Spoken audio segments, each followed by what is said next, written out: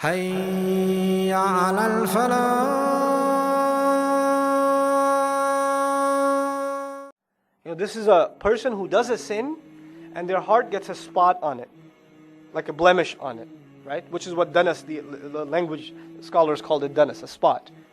And then if he repents and he goes back, then it's scrubbed off, it's washed off. Literally, it's made polished again, given a shine. The heart's given a shine, according to the wording of the hadith. But if he doesn't, if he continues, another spot and another spot and another spot until the entire heart becomes hard. Entire heart becomes black with filth and rust. And this is the state that is described in the ayah. Rana ala qulubihim. And what caused this filth on their heart? What is it that rusted over them? Ma kanu yaksibun. Whatever they used to earn is what made the rust occur on top of their hearts. Whatever these sins were. And have we learned in this surah already what they used to earn? Just a little tiny bit of profit. They weren't making millions necessarily. They were being cheap over a buck or two. They were being cheap over a minute or two, or a day or two of service. Something small, but they want to get more than they deserve. And they want to give less than what people deserve of them. Subhanallah. كَلَّا إِنَّهُمْ عَنْ رَبِّهِمْ يَوْمَئِذٍ لَمَحْجُوبُونَ. By the way, before I go on, just something that ties this to the previous surah. In the previous surah we read, Ya ayyuhal insan, ma gharraka bi rabbikal kareem. Allah asked a very powerful question. Human being, what is it that deluded you? What took you away from your noble Lord, from your gracious Lord? Now we learn in this surah, what took him away? His stiff heart. This is the worst thing that can take you away from your noble Lord. So Allah asked the rhetorical question in the previous surah, and we have this scary response in this surah. رَانَ عَلَى قُلُوبِهِمْ مَا كَانُوا يَكْسِبُونَ كَلَّا إِنَّهُمْ عَنْ رَبِّهِمْ يَوْمَئِذٍ لَمَحْجُوبُونَ. Subhanallah. It is these people that especially when it comes to their Lord, they are going to be barricaded, they're going to be blocked off, meaning they won't be able to see their Lord on that day. On that day, especially their Lord, they will not be able to see. There will be a hijab. You know the word hijab? A barrier. That which comes in between you and whatever you want to see, so that you can no longer see it. It's no longer in your sight. That's what hijab is, literally what hijab means. So here, when Allah Azza wa Jalla says, on that day, they will be permanently barricaded, blocked off from the view of their Lord. The wording is interesting in that there's ikhtisas. Ar Rabbihim is first. It is their Lord that they won't be able to see. It is their Lord that they'll be barricaded away from. And what that implies is there's something else that they will be looking at. And not only looking at, they can't stop looking at it. You remember in the previous surah, وَمَا هُمْ عَنْهَا بِغَائِبِينَ? They will not be able to steal even a glimpse away from that hellfire that is staring at them. They can't hide behind a beam and take a breath and say, okay, back to the punishment. No, not even a blink. They're stuck. Their eyes are stuck on that punishment. And here, they'll be staring at that, but what won't they even get a glimpse of? Their Lord. It's a contrast from what we found in the previous surah. وَمَا هُمْ عَنْهَا بِغَائِبِينَ. Ash-Shafi'i rahimahullah said something very important in this ayah. وَفِي هَذِهِ الْآيَةِ دَلِيلٌ عَلَى أَنَّ الْمُؤْمِنِينَ يَرَوْنَهُ عَزَّ وَجَلَّ. وَقَالَ مَالِكٌ لَمَّا حُجِبَ أَعْدَاؤُهُ لَمْ يَرَوْهُ تَجَلَّى لِأَوْلِيَائِهِ سبحانallah حَتَّى رَأَوْهُ. Ash-Shafi'i rahimahullah comments, this ayah is a proof that the believers will in fact see their Lord. This ayah is a proof that the believers will in fact see their Lord. And then Malik rahimahullah, he commented, when Allah's enemies are barricaded away, when they're blocked off from seeing Him, then He will show His glory, His full glory to the believers until they get to see Him. Subhanallah. So this ayah at the same time is a punishment on the kuffar and is a gift to the believers. ثُمَّ إِنَّهُمْ لَصَالُ الْجَحِيمِ. Thereafter, and you see all these horrible punishments, the worst of the punishments being described after the one crime. Allah mentioned different crimes, but when did the discourse on the punishments begin? The worst of these punishments was the sealing off of the heart. Everything is a result of that. But what sealed the heart? What caused that curse to fall upon them? They poked fun at what? The ayat of Allah. They poked fun at the ayat. They made ridicule of the ayat. They called them asatirul awwaleen. They had this arrogant attitude towards the ayat of Allah subhanahu wa ta'ala, and that resulted in this one after the other. First the heart gets rusty. Then they don't even get to see their Lord. Then on top of this, ثُمَّ إِنَّهُمْ لَصَالُ الْجَحِيمِ. Then they will be casting themselves into the blazing flame. We talked about the original meanings of al-Jahim before. يَصْلَوْنَهَا يَوْمَ الدِّينِ in the previous surah. Here, لَصَالُ الْجَحِيمِ يَصْلَوْنَهَا أي فِي الْجَحِيمِ يَوْمَ الدِّينِ. They will be throwing themselves there again. But here the wording is stronger because صَالُ is ism fa'il. It's an ism. In the previous surah we had yaslawna, which was a verb. And the verb is weaker than the noun. And since this context is stronger, the stronger word is used. لَصَالُ الْجَحِيمِ. This idafa is given to it, instead of having a fi'il and a maf'ul bihi. But then just the wording of these ayat is so powerful, subhanallah. ثُمَّ يُقَالُ. Then it will be said. Allah doesn't say, then Allah will say to them.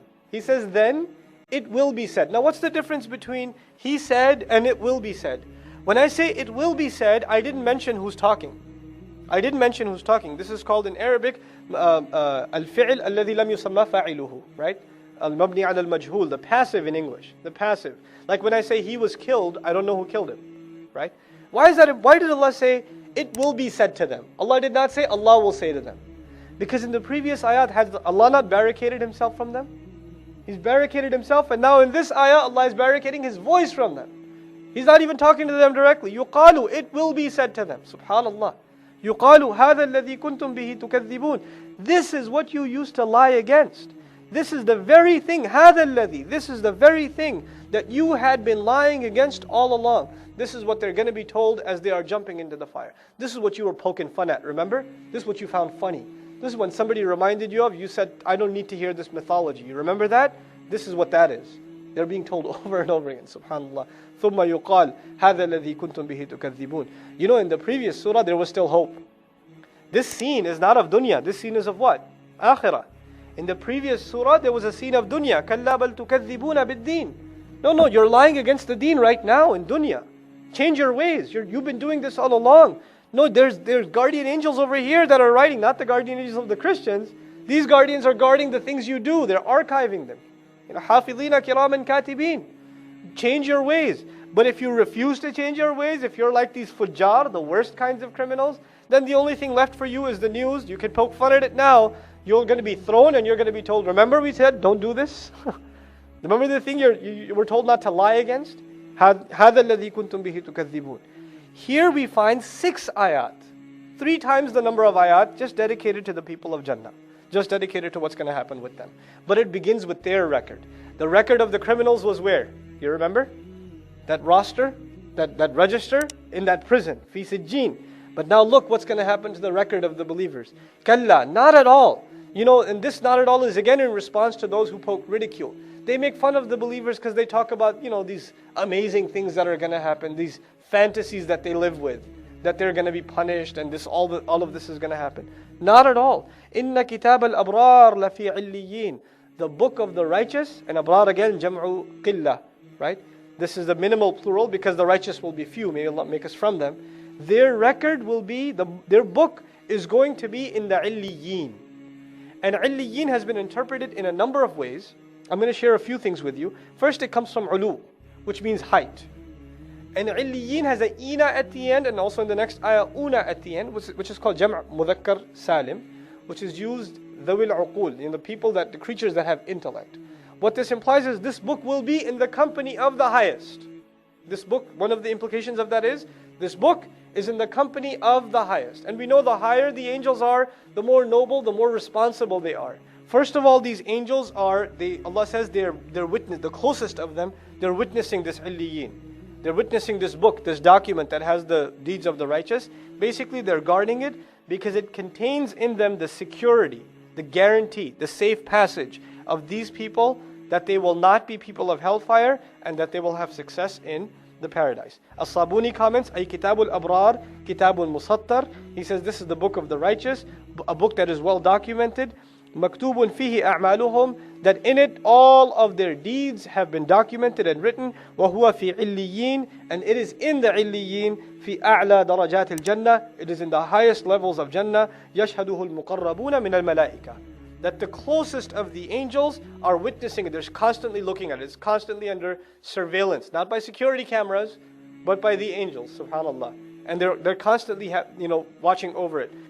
The soul of the believer, according to a great number of mufassirun, the soul of the believer is taken up all these levels of these heavens until they reach underneath the arsh. And underneath the arsh and the illiyin, they have this record. And this record states that these muqarrabin, these shuhada, for example, those who died in the path of Allah, their evil deeds, or their punishment, they're saved from it. It guarantees their punishment, they're safe. And it also guarantees their entrance into Jannah. And then they're brought back. So they see their record and they get a guarantee, yeah, we're headed in the right place. So they see the contract before they're brought back into their graves. We know the shuhada go straight into the paradise, but this is referring to al-muqarrabun. Those are really close to Allah subhanahu wa ta'ala. They are shown this roster even before the Day of Judgment. So we'll look at how that applies in this surah. وَمَا أَدْرَاكَ مَا عِلِّيُّونَ. What will give you any clue? What can you look at around you that could possibly help you imagine? Idrak, or adra yudri, to look around for clues to figure something out. You have nothing at your disposal that can give you any clue what illiyun is, what this high place is, and how secure that record is, right? يَشْهَدُهُ الْمُقَرَّبُونَ. These, the closest to Allah subhanahu wa ta'ala, will be witness to them. Assalamu alaikum wa rahmatullah. If you enjoyed this video, please do share it with friends and family. If you want to see more videos from this series, click on the box at the top. If you want to see other videos, click on the box at the bottom. And don't forget to hit the subscribe button. Thanks.